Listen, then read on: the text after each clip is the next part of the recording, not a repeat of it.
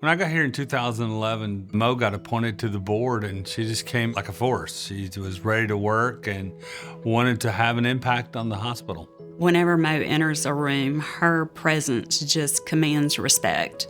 She is very warm but masterful, approachable, yet just brilliant. She just always has had an enormous amount of energy and enthusiasm that she's brought to everything that I've ever had any association with her. I was born in the north of Scotland, raised up in Wigan, which is Lancashire. Went to college in the university in the south of England. I worked for a federal program called Every Child a Winner. I traveled all over the States. I ended up at the University of Georgia doing my doctorate in curriculum and instruction. That's where I met my husband. And so he's from Moultrie, so he's a southern boy. So we came back down here and I got into the school system here. I first met Dr. Yearta when she came to my elementary school in the early 90s as an assistant principal. We were all overjoyed to have someone as excited about education and making our school and our school life a better experience. We were both educators in Colquitt County schools, and she made Colquitt County her mission to make it as strong as she possibly could.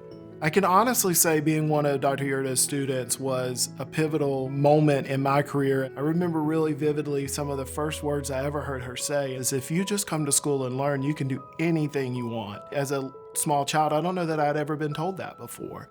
Mo has had two roles, I think, that has had tremendous impact on the citizens of our community. First, her career in education, and since then, she brought just as much energy and enthusiasm to the service on the Hospital Authority Board. So I'd been on the board about a year, and Jim Matney, our CEO, presented the next strategic plan.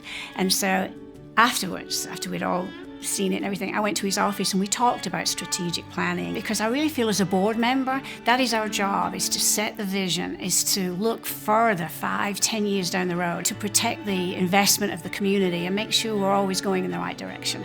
She met with all the stakeholders, she met with the board, she met with the community, she met with employees, and came together and helped us first to deliver just the vision statement, and then the mission statement and our values. And we developed this vision that we would be recognized for exceptional and compassionate care. It was a wonderful experience. Mo was our board quality chair, and as chair, Mo would meet with the quality team and myself and review all of the scores, seeking to understand not only what the numbers meant, but how that transitioned to care at the bedside. Mo really gets it that those are not just numbers that we're spouting out and reporting, that those are real patient experiences, those are lives that are being changed. I think Mo's appreciation of the importance of making data-driven decisions comes from her education background and her academic background.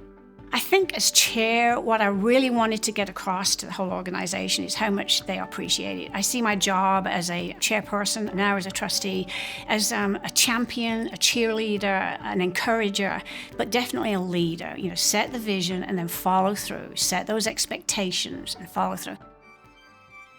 Mo's very data-driven, and we looked at some data about 4 or 5 years ago, and we had 2 patients that needed radiation therapy that we had to send them down to another hospital, and they didn't complete it because they didn't have transportation. And they did pass, and that was impactful to all of us. So we knew if we really are interested in improving the health of the people in our community, we had to do something about that. So we put together a plan to add radiation oncology on our campus. Mo was actually the chair when we opened that service up. The most effective way of impacting rural healthcare is to be a lobbyist for your healthcare. So you've got to go and know who your representatives are, know who your senators are, and meet with them and explain about the needs in the Deep South or in the rural area. Just because you live in a rural area doesn't mean that your healthcare should be any different. I like to think that everything is a challenge. Jim Matney has a saying, why not Moultrie? You know, and so I kind of felt like that. Why not our school system? Why not Norman Park School? You know, why not? I think if you set that energy and that vision in line, you can achieve great things. We are so thankful at Colquitt Regional to have the leadership of Dr. Yearta and the hospital authority in promoting our pediatric service line in general and building us a nice locked pediatrics unit. I'm proud of Mo, and I'm glad to have had this opportunity to celebrate her because she deserves it.